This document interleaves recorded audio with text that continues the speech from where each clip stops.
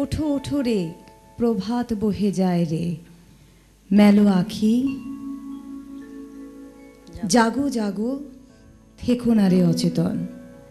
একেবারেই প্রভাত আমরা বয়ে যেতে দেব না, কারণ আমাদের অনুষ্ঠান প্রতিদিনের রবীন্দ্রনাথ।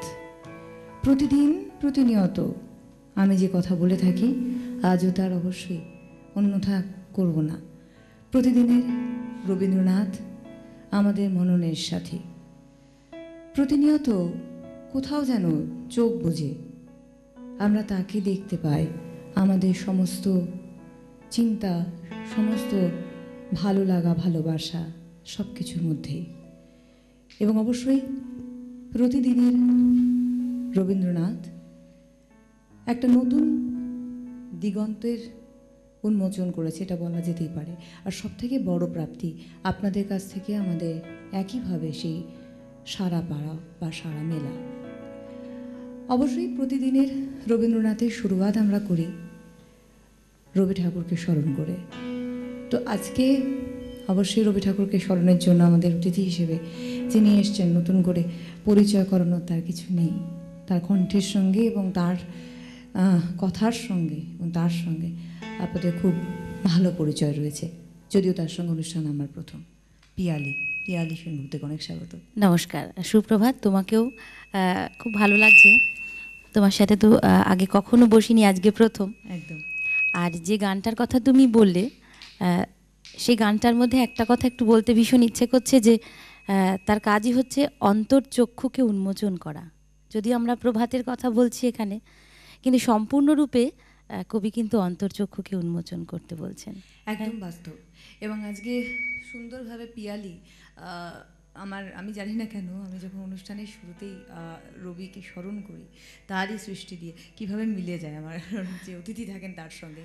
এবং অবশ্যই আমার সাথে রয়েছেন মানুষদাকে অনেক স্বাগত, এবং সুপ্রভাত রয়েছে সুব্রতদা, অনেক স্বাগত সুপ্রভাত। আর সুপ্রভাত সকলকে, আমার ইউনিট এবং আমার সমস্ত প্রিয় দর্শক বন্ধুকে। আমি চলে যাব পিয়ালির কাছে। পিয়ালি, একদম আমাদের প্রতিদিনের রবীন্দ্রনাথের শুরুয়াত তুমি করো। আর তুমি যে গানের কথা বললে সেই দিয়েই বরং শুরু করি।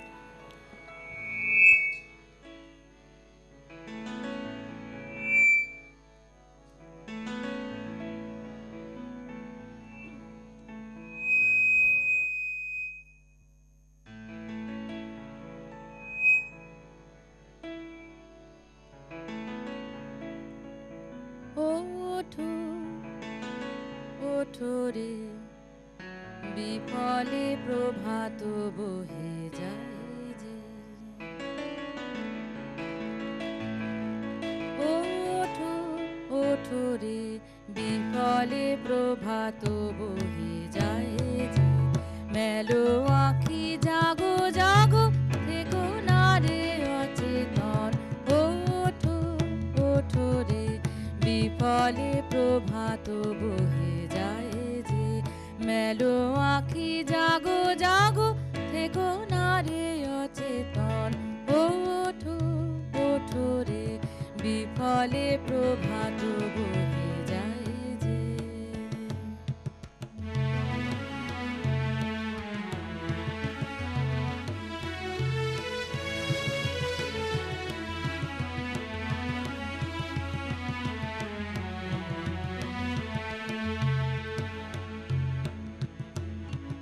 সকলেই তার কাজে ধাইল জগত মাঝে, জাগিল প্রভাত বায়ু ভানু ধাইল আকাশ পথে। ওঠো ওঠো রে, বিফলে প্রভাত বহে যায় যে। মেলো আঁখি জাগো জাগো, থেকো না রে অচেতন। ওঠো ওঠো রে, বিফলে প্রভাত বহে যায় যে।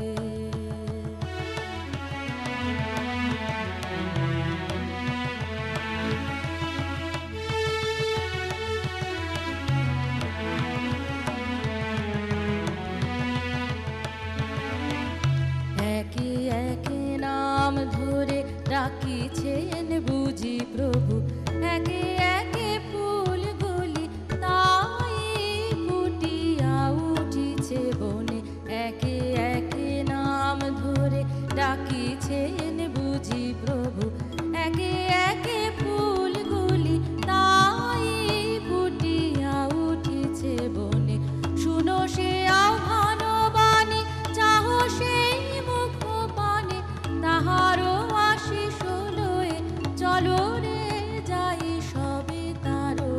যে ওঠো ওঠো রে, বিফলে প্রভাত বহে যায় যে, মেলো আঁখি জাগো জাগো, থেকো না রে অচেতন, ওঠো ওঠো রে, বিফলে প্রভাত বহে যায় যে। সকলেই তার কাজে ধাইল জগৎ মাঝে, জাগিল প্রভাত বায়ু, ভানু ধাইল আকাশ পথে, ওঠো ওঠো রে, বিফলে প্রভাত বহে যায় যে।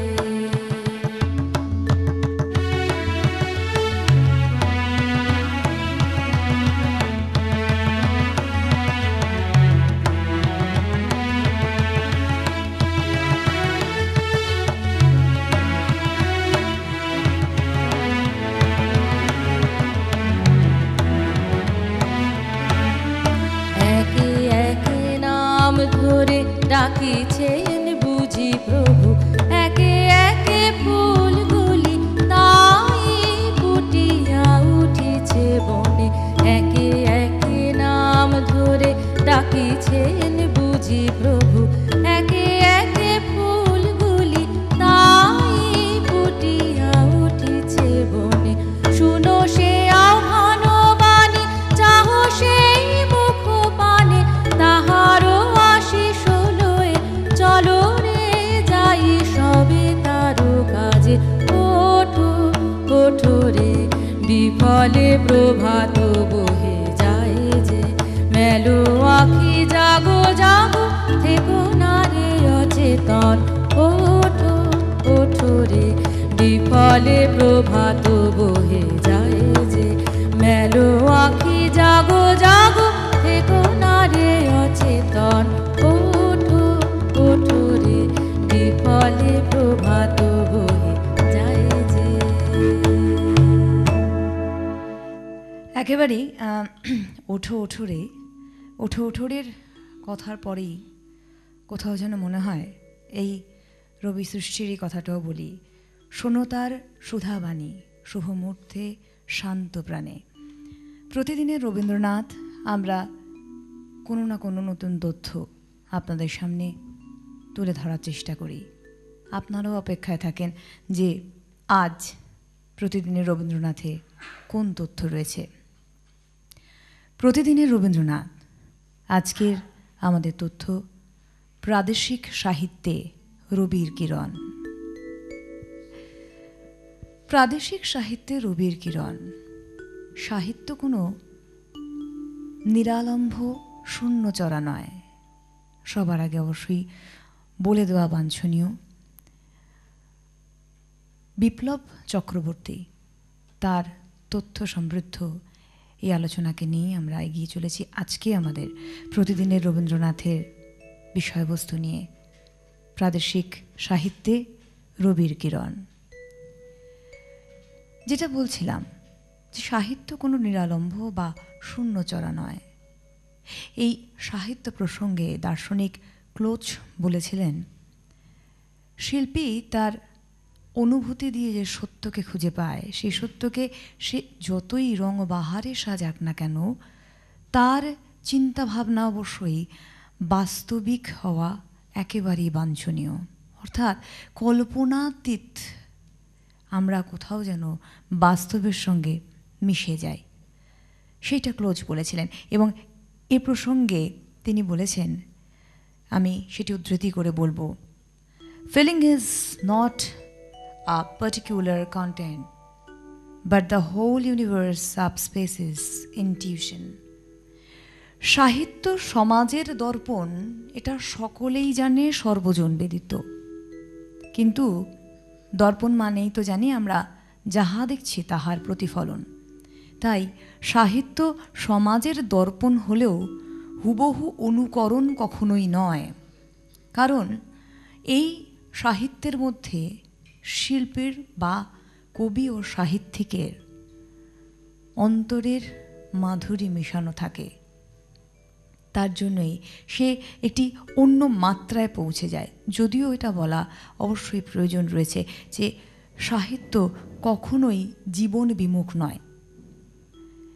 মানব জীবন তার একমাত্র বিষয়বস্তু।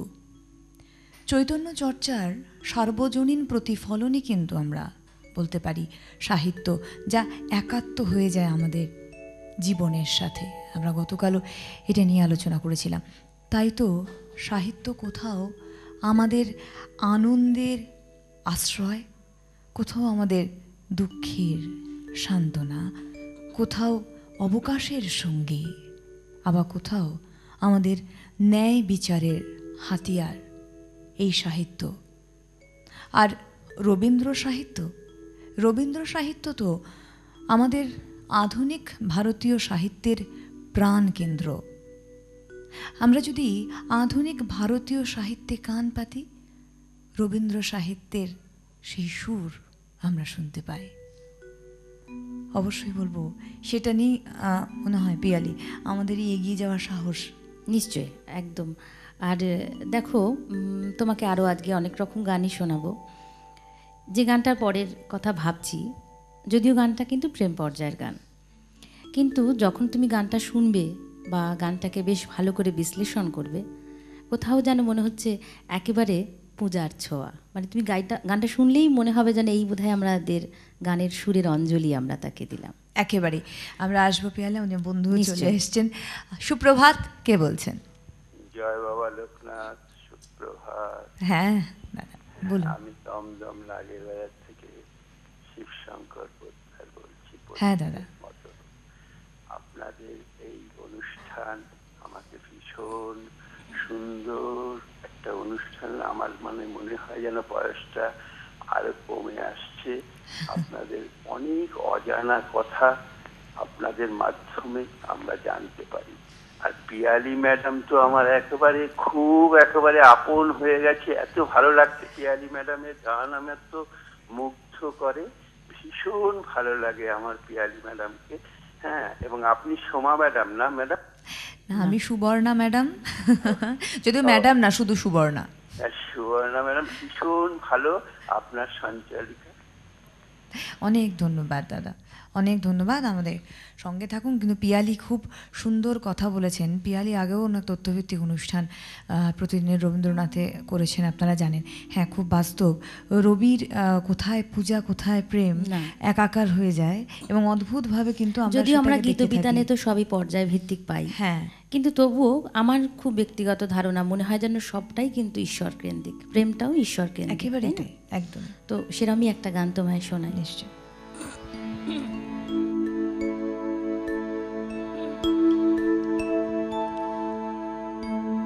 কিশোর বাজে আমার প্রাণে, আমি জানি মনই জানে। কিশোর বাজে আমার প্রাণে, আমি জানি মনই জানে।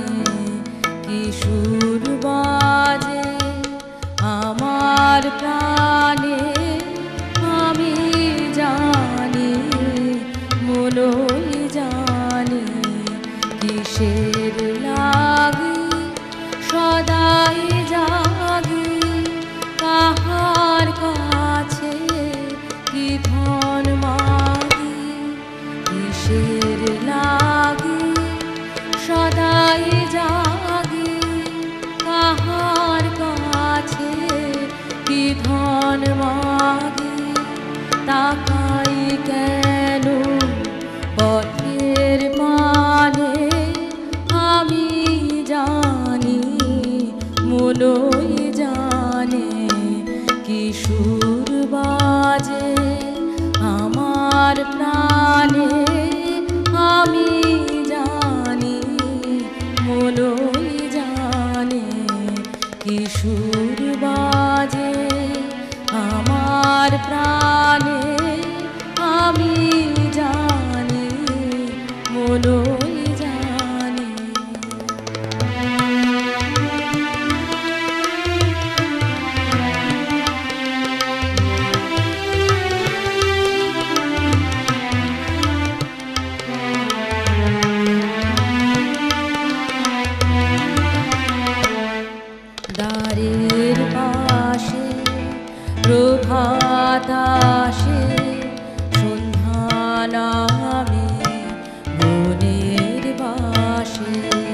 দ্বারের পাশে প্রভাত আসে, সন্ধ্যা নামে বনের পাশে, সকাল সাজে বাঁশি বাজে, বিকল করে সকল সাজে।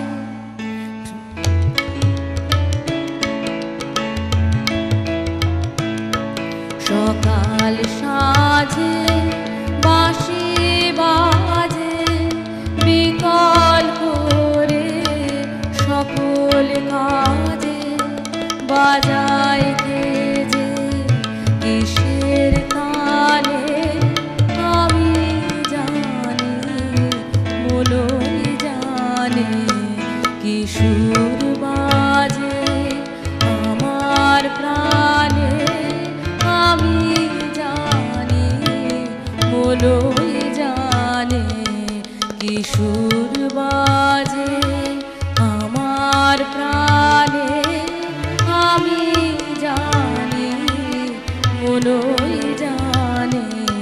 দ্বারের পাশে প্রভাত আসে, সন্ধ্যা নামে বনের বাসে, দ্বারের পাশে প্রভাত আসে, সন্ধ্যা নামে বনের বাসে, সকাল সাজে বাঁশি বাজে, বিকল করে সকল কাজে, সকাল সাজে বাঁশি বাজে, বিকল করে সকল কাজে, বাজায় কে যে কিসের তানে আমি জানি, মনই জানে কি সুর বাজে আমার প্রাণে, আমি জানি মনই জানে কি সুর বাজে আমার প্রাণে, আমি জানি মনই জানে।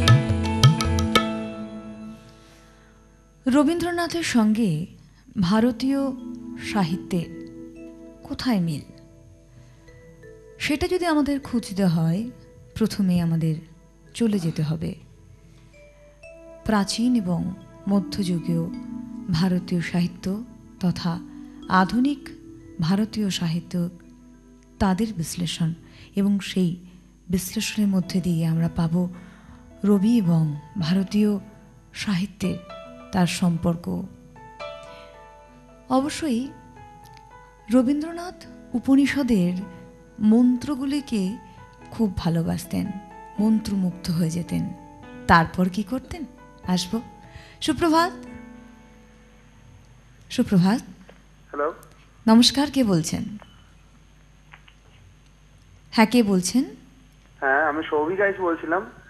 কোথা থেকে বলছেন দাদা? আমি দুর্গাপুর আসানসোল এইখান থেকে বলছি। বলুন। হ্যাঁ, আমার আপনার প্রোগ্রামটা খুবই ভালো লাগছে, আপনার দুজনকে খুবই অভিনন্দন জানাই।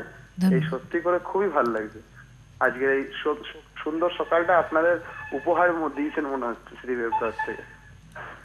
একেবারেই, অনেক ধন্যবাদ সুমেরবাবু, অনেক ধন্যবাদ। অবশ্যই উপহার তো বটে, কারণ এক তো বলবো যে পিয়ালির সুন্দর গান আপনারা শুনছেন, তার সঙ্গে ওর কিছু কথাও শুনছেন ওই গান সম্পর্কিত বা আমার রবি ঠাকুর সম্পর্কিত, এবং তার সঙ্গে আমাদের আজ প্রতিদিনের রবীন্দ্রনাথের যে মূল বিষয়বস্তু, যে প্রাদেশিক সাহিত্যে রবির কিরণ, তাও শুনছেন। যেটা বলছিলাম যে রবীন্দ্রনাথ উপনিষদের মন্ত্র ভীষণ ভালোবাসতেন এবং একেবারেই মন্ত্রমুগ্ধ হয়ে যেতেন। তার কি ফল হয়েছিল জানেন?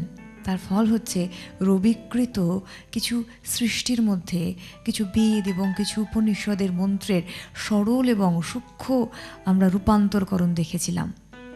এবং সাহিত্য চর্চা, ভারতীয় এই সাহিত্য আজকে রবির সাথে একাত্ম হয়ে গেছে, এবং সেটা আমরা বারংবার উপলব্ধি করেছি যে সাহিত্য এবং তার রূপান্তর সাধন রবীন্দ্রনাথ যেটি করেছিলেন, বিশেষ করে মধ্যযুগের যে সমস্ত কবি ছিলেন তাদের রচনায় কিন্তু রবীন্দ্রনাথ অনুপ্রাণিত হয়েছিলেন। সে সময় কবির তুকারাম প্রভৃতি এই সমস্ত কবিদের রচনায় তার রূপান্তরকরণ আমরা দেখেছিলাম রবি করেছিলেন, এবং যেটা অনবদ্য অবিস্মরণীয় হয়ে রয়েছে অবশ্যই আমাদের মাঝখানে। এটা একদম একদম। এবং আমরা যদি দেশ ঘুরে দেখি, এমনকি সারা পৃথিবী ঘুরেও দেখি, এমন কোনো সুর যেটা ভালো, যেটা রবীন্দ্রনাথ নেননি এরকম কিন্তু কিছু নেই। মানে সব ভালোগুলোই উনি নিয়ে ওনার ভাবনাকে দিয়ে একটা নতুন কিছু সৃষ্টি করেছেন, এবং যার জন্যই বোধহয় প্রতিটা গান অভিনব, এবং তারা নিজেরা নিজেদের জায়গায় এত সুন্দর। তার সাহিত্য, তার কবিতা, তার গল্প সবটাই আমাদের কাছে যেন একটা, প্রতিটাই যেন আমার কাছে মনে হয় নতুন, তাই না? সেটাই। আর এখন আমরা ঠিক এই জায়গায় দাঁড়িয়ে, যেমন আমরা প্রাদেশিক সাহিত্যের কথা বলছি পিয়ালি, এবং এই রবির যে সাহিত্য চেতনা, তার যে প্রভাব আমাদের বাংলার এই সাহিত্য জগতে, বিশেষ করে আধুনিক বাংলা সাহিত্য জগতে যার প্রভাব, তার বিচরণ আমরা লক্ষ্য করে থাকি। নিশ্চয়ই। শুধুমাত্র বাংলা না, প্রাদেশিক ভাষার মধ্যেও কিন্তু রবির অনবদ্য মানে অফুরন্ত প্রভাব রয়েছে। ভীষণভাবে। এখন তো সকলেই প্রায় নিজের সাহিত্যে রবীন্দ্রনাথকে অনুবাদ করে করে নিয়েই পড়ছেন, প্রায় এরকম তো প্রচুর ঘটছে আর কি। তো সেই জায়গায় দাঁড়িয়ে আমরা এখন তোমার কাছ থেকে শুনবো তারই একটা সৃষ্টি। হ্যাঁ, তার সৃষ্টি শোনাবো। এও কিন্তু প্রকৃতি পর্যায়ের গান শোনাবো। বিভিন্ন রকমভাবে পর্যায়ে ভাগ করা আছে, সেভাবে নানা রকম গান আনা। একদম প্রকৃতি পর্যায়ের গান শোনাবো, আর সেটা বর্ষার গান। কিন্তু শান্তিনিকেতনে বর্ষা মঙ্গল হলো সেটা 1339, এবং এই প্রথম এই গানটা সেখানে গাওয়া হয়েছিল বৃক্ষরোপণ উৎসবে। আমরা আসবো পিয়ালি, একটা ফোন নিয়ে আবার। নিশ্চয়। সুপ্রভাত, কে বলছেন? হ্যালো। নমস্কার। হ্যালো। হ্যাঁ নমস্কার, কে বলছেন? হ্যালো। হ্যালো, কে বলছেন? সুপ্রভাত, নমস্কার। আমি আসাম থেকে বলছি, সত্যরেখায়। আমি আসাম থেকে বলছি, সত্যরেখায়। আমি গান শুনিয়েছি, আমি রবীন্দ্রনাথ ঠাকুরের আমি অতি ভালো পাই। হ্যাঁ। আচ্ছা। আমাদের সত্যরেখায়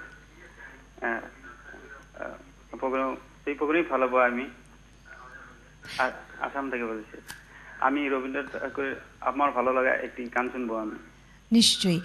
আমাদের শিল্পী রয়েছেন, খুব ভালো লাগলো আপনি প্রথমত আপনার নিজের ভাষায় কথা বলছেন। খুব ভালো লাগলো দাদা, অনেক ধন্যবাদ। হ্যাঁ, অনেক ধন্যবাদ। আমাদের বন্ধু ফোন করেছিলেন, হ্যাঁ, উনি আমাকে একবার পিয়ালি আমাকে সাহায্য করছেন, যে উনি অসমীয়া ভাষায় কথা বলছেন। উনি আগেও বেশ কয়েকবার ফোন করেছেন, আমাদের সাথে কথা হয়েছে। তো উনি বলেছিলেন যে আমার ভাষাটা, আমি তো বাংলা খুব ভালো বলতে পারি না, আমি এই ভাষায় বলবো। তাই বলেছিলাম দেখুন, আপনাদের সাথে বন্ধুত্বটাই আমাদের আসল। নিশ্চয়ই। তো ভাষাটা এখানে কোনো রকম কিছু অসুবিধা করে না, আমরা সবটা বুঝতে পারি। এবং খুব ভালো লাগলো আজকে আমাদের বিষয় যেহেতু প্রাদেশিক সাহিত্যে রবির কিরণ, তো সেক্ষেত্রে আপনার ফোনটা বোধহয় আমাদের একেবারে মাত্রা অন্য জায়গায় পৌঁছে দিল অনুষ্ঠানে। সুপ্রভাত, কে বলছেন? হ্যালো। হ্যাঁ নমস্কার। সবার আগে টিভির সাউন্ডটা মিউট করতে হবে বন্ধু। প্রীতি সরকার বলছি। টিভির সাউন্ডটা মিউট করে দাও, নাহলে না ফোনটা কেটে যাবে। তুমি এমনি আমার সঙ্গে সুপ্রভাত, পিয়ালিদি সুপ্রভাত। আমি বড়জাগুলি ডান্স টিচার প্রীতি সরকার বলছি। এত ভালো অনুষ্ঠান, কখনো একটু লাইন হয় না, আজকে অতি কষ্ট সবটা ছেড়ে দিয়ে লাইন পেয়েছি, তার জন্য আমি ভীষণ গর্ববোধ করছি। ধন্যবাদ। একেবারেই তুমি লাইন পাও না, আজকে ভালো দিনে লাইন পেয়েছো। এবং একটু আগেই পিয়ালি বলছিলে তুমি যে বর্ষামঙ্গল এবং বৃক্ষরোপণের সময় বর্ষাকে আগেই নিয়ে আসা অবশ্যই। হ্যাঁ, সেরকমই একটা শোনাচ্ছি।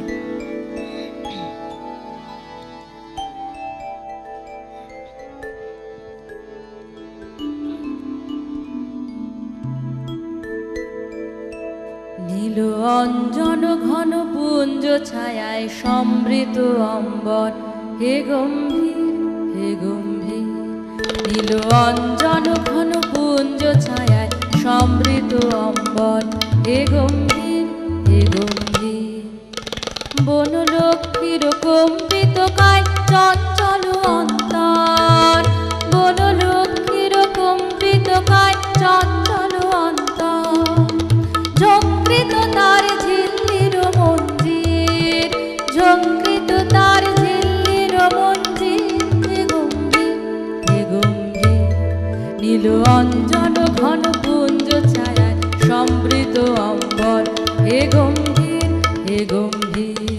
নীল অঞ্জন ঘন কুঞ্জ ছায়ায় সমৃত অম্বর, হে গম্ভীর হে গম্ভীর।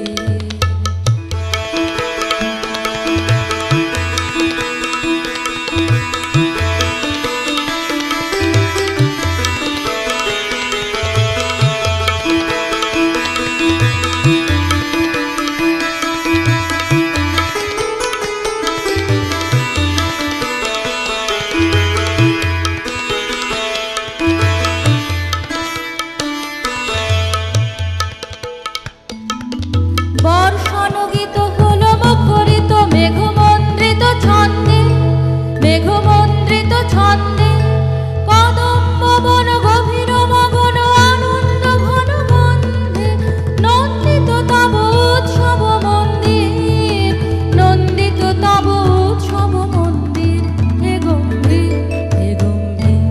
নীল অঞ্জন ঘন কুঞ্জ ছায়ায় সমৃত অম্বর, হে গম্ভীর হে গম্ভীর।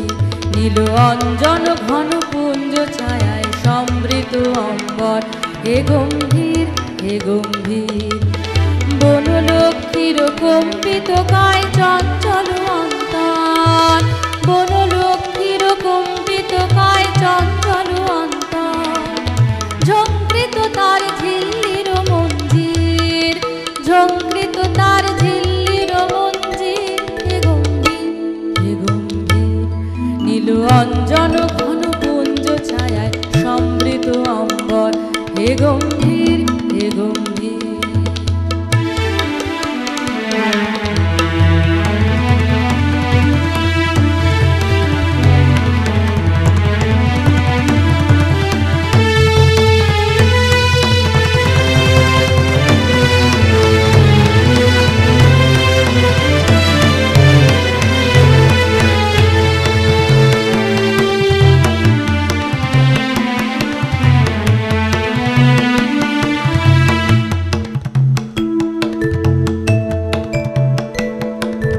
গহন শয়নে তপ্ত ধরণী পড়েছিল পিপাসার দাম, পাঠালে তাহারে ইন্দ্রলোকের অমৃত বাড়ির বার্তা। গহন শয়নে তপ্ত ধরণী পড়েছিল পিপাসার দাম, পাঠালে তাহারে ইন্দ্রলোকের অমৃত বাড়ির বার্তা।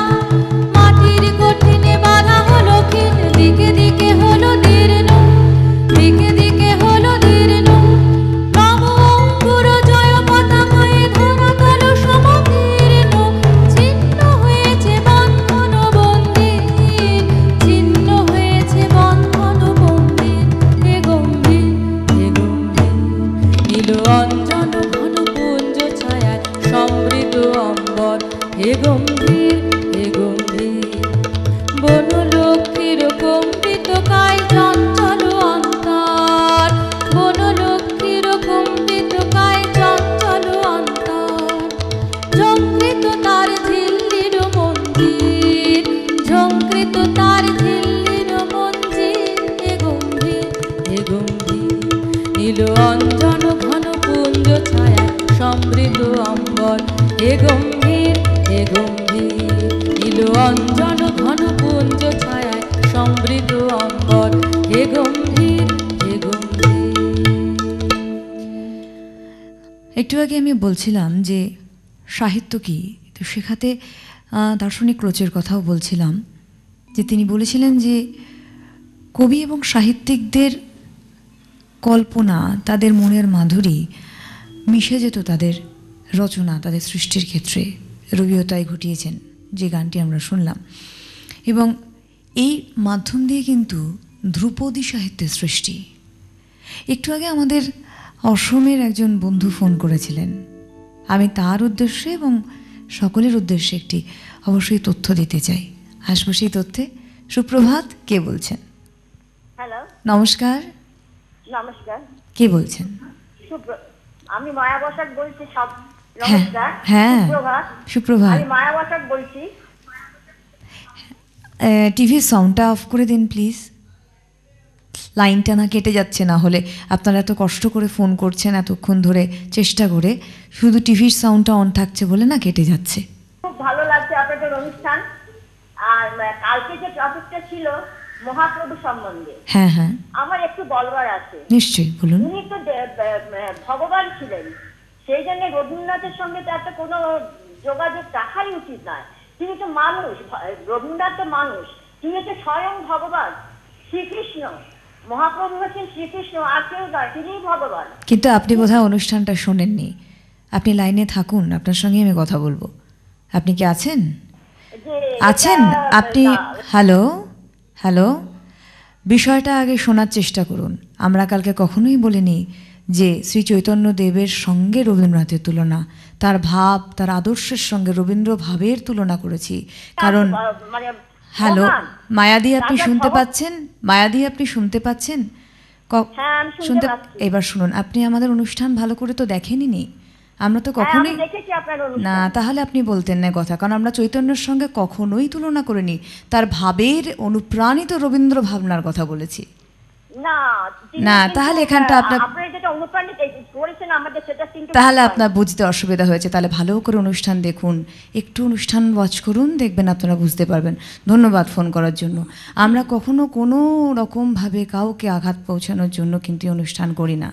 না, আর এবং আমার মনে আমিও হয়- তোমার সাথে একটু একমত হই। হ্যাঁ, একটু যে বলে কালকে দেওয়াটা আমিও, ভালো। তুমিও তো তোমার- দেখেছো হ্যাঁ, বোধহয় আমিও অনুষ্ঠান। অনুষ্ঠান দেখেছি, এবং আমি তো এখানে এসেই বললাম তোমাকে যে কালকের অনুষ্ঠান এত সুন্দর গেছে, এবং এই যে চৈতন্যদেবের সাথে যে কবির একটা কোথাও ভাবের একটা মিল থাকতে পারে, এটা কিন্তু আমার মনে হয় প্রতিদিনের রবীন্দ্রনাথেই বোধহয় ভাবনা আসতে পারে। এটা এবং- সত্যি। এবং যেহেতু আমরাও কবিকে একদম ঈশ্বর রূপেই তো দেখি, সুতরাং তুমি একটা খুব দারুণ কথা কাল বলেছো যে চৈতন্য মহাপ্রভু কিন্তু ওইটাই চেয়েছেন যে কোনো রকম ধর্মের ভেদাভেদ থাকবে না, এবং বহু বছর পরে কবিও কিন্তু তাই চেয়েছেন, এবং এটাই কিন্তু চৈতন্যদেব একই ভাবনা। একেবারে। এবং চৈতন্যদেব কখনোই এটা বলেননি যে আমাকে ফ্রেমে বন্দি করে উপরে তুলে রাখো এবং আমাকে তোমাদের জনমানুষের মধ্যে মিশতে দিও না। কারণ যে চৈতন্যদেব মুচিকে নিয়ে একেবারেই মানে নাম সংকীর্তন করতে পারে, সেই মানুষ অবশ্যই কখনোই বলতে পারে না যে, রবি ঠাকুরও বলে না যে আমাকে কুক্ষিগত করে রাখো। এটা তো কুক্ষিগত মানসিকতা, এখান থেকে বেরিয়ে আসার প্রয়োজনীয়তা রয়েছে। আজকে আমাদের আলোচনায় আমি বলেছি, শ্রী চৈতন্যের চর্চা যারা করে থাকেন, সেই চর্চা সার্বজনীন প্রতিফলনই হচ্ছে সাহিত্য। নিশ্চয়। শব্দগুলো অবশ্যই একটুখানি মার্জনা করবেন আমাকে, আমি যদি কোনোভাবে ঔদ্ধত্য দেখাই। কিন্তু একটা জিনিস অবশ্যই বলবো, আমাদের নিরলস প্রচেষ্টা শুধু আমরা নয়, আমাদের শিল্পীরা রয়েছেন, প্রত্যেকে রয়েছেন, তারা চেষ্টা করেছেন রবির ভাবনার ব্যাপ্তিটাকে আপনাদের সামনে তুলে ধরতে। কোনো ঈশ্বরকে না, ঈশ্বর বারংবার একটু আগে পিয়ালি বলেছে, পূজা পর্যায়ে, প্রেম পর্যায়ে সবে তো মিলে যায়। সে তো তার কাছেই তো নিজেকে সমর্পণ করেছেন, তো তাকে কেন তার থেকে উপরে আমরা তুলব? একটু বুঝতে হবে। যাই হোক, অবশ্যই আমরা আমাদের আজকে বিষয়ে ফিরে আসবো, প্রাদেশিক সাহিত্যের রবির কিরণে। যেটা বলছিলাম, আমাদের অসমিয়া যে ভাই ফোন করেছিলেন, অসমের একজন কবি ছিলেন জ্যোতিপ্রসাদ আগরওয়াল। 1950 সালে জ্যোতিপ্রসাদ আগরওয়াল তেজপুরে একটি রবীন্দ্র স্মরণ বিশাল অনুষ্ঠান হয়েছিল। সেখানে তিনি একটি অনবদ্য বক্তব্য রেখেছিলেন, যেটা আজও কিন্তু অবিস্মরণীয়। তিনি রবি ঠাকুরকে তুলনা করেছিলেন, এই যে আমি বললাম না যে সংকীর্ণতা থেকে বেরিয়ে আসা, তিনি রবি ঠাকুরকে তুলনা করেছিলেন মহা দুর্যোগের দিনে পথপ্রদর্শক ধ্রুবজ্যোতির সঙ্গে। ভাবা যায় সেটা? কোথায় তাকে নিয়ে গেলেন? এবার যদি আপনারা বলেন যে সে তো ধ্রুবজ্যোতি, সে তো গ্রহ তারার কথা। রবীন্দ্রনাথ কি গ্রহ তারা ছিল? সে তো রক্ত মাংসের মানুষ ছিল? কখনোই না। তার ভাব, তার চিন্তাভাবনা, এগিয়ে চলার চিন্তাভাবনাকে কিন্তু একেবারেই সমর্থন করেছিলেন জ্যোতিপ্রসাদ আগরওয়াল। তিনি বলেছিলেন যে এই রবির সৃষ্টি, এই রবির যে প্রভাব, রবির কিরণের প্রভাব গোটা ভারতবর্ষের জনগণের মধ্যে আমরা দেখতে পাবো এর ব্যাপ্তি। শুধু তাই নয়, তিনি বলেছিলেন রবির গান, রবির রচনা, তার ভাষা সব কিছু কিন্তু মাত্রাতিরিক্ত হৃদয়ে জায়গা নেবে প্রত্যেকটি ভারতবাসীর মনে মনে, এবং সেটাই হয়েছে। তাই রবির উদ্দেশ্যে জ্যোতিপ্রসাদ আগরওয়াল লিখেছিলেন একটি কবিতা, তাকে আমি উদ্ধৃত করে অবশ্যই বলতে চাইব। তিনি লিখেছিলেন তার রবির চিন্তাভাবনাকে কেন্দ্র করে, যুগে যুগে এই ভারতের জীবন রহস্যান্বেষী চিন্তা নিরত, অবসাদ ক্লিষ্ট মহামৌন তোমার কণ্ঠে পুনঃ লোভিল চেতন। আমার মনে হয় না এটা শুধু কোনো নিছক কবিতা বা কোনো শব্দের খেলা। আধুনিক ভারতীয় সাহিত্যেও রবির যে কি অনবদ্য প্রভাব আমরা তা লক্ষ্য করেছি। সুপ্রভাত, কে বলছেন? সুবর্ণাদি, হ্যাঁ, আমি নমস্কার। দুলিয়াজান আসাম থেকে স্নেহময় চক্রবর্তী। হ্যাঁ বলুন। পিয়ালিদিকেও সুপ্রভাত, মানস দা, সুব্রত দাকে সুপ্রভাত, নমস্কার। সিটিভিএন এর সকল সম্মানিত শ্রোতা বন্ধুদেরও সুপ্রভাত। আমি আজকের বিষয়টার উপরে সামান্য কিছু একটু বলার জন্য চেষ্টা চালাচ্ছি আর কি। নিশ্চয়।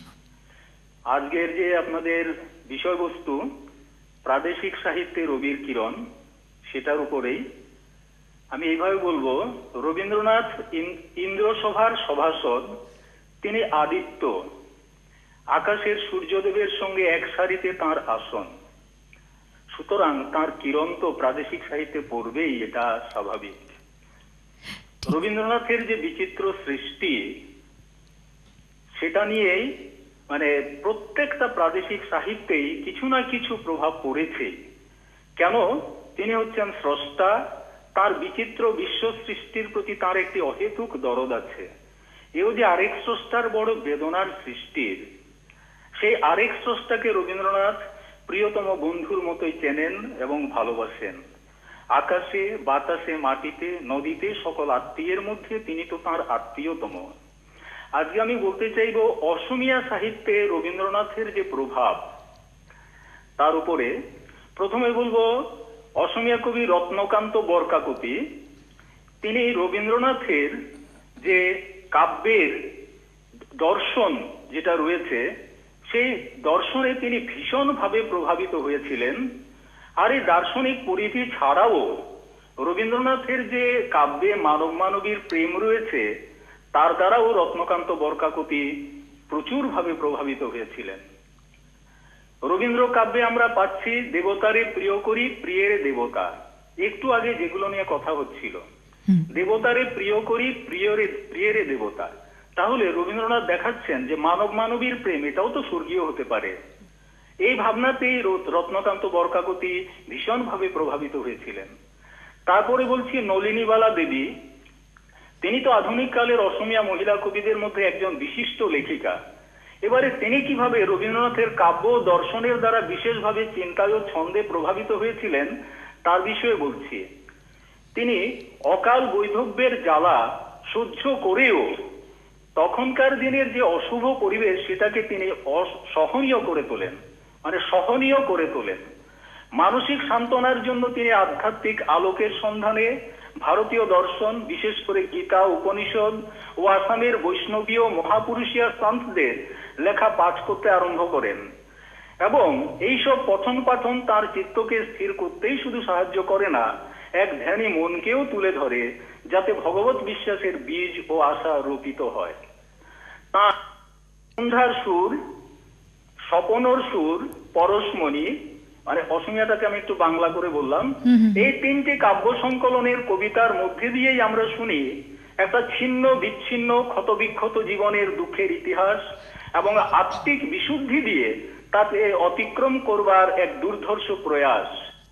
একেবারেই তাই, খুব বাস্তবিক। অনেক ধন্যবাদ আমাদের এই তথ্য দেওয়ার জন্য। এবং আমাদের একটা ছোট্ট বিরতির দিকে যেতে হবে, তবে অবশ্যই পিয়ালিকে বলবো বিরতির পরে আমরা আধুনিক ভারতীয় সাহিত্যে রবির প্রভাব তোমার কাছ থেকেই শুনবো, আলোচনা এবং গানের মাধ্যমে। সঙ্গে আপনারাও থাকবেন। একটা ছোট্ট বিরতির পর ফিরছি।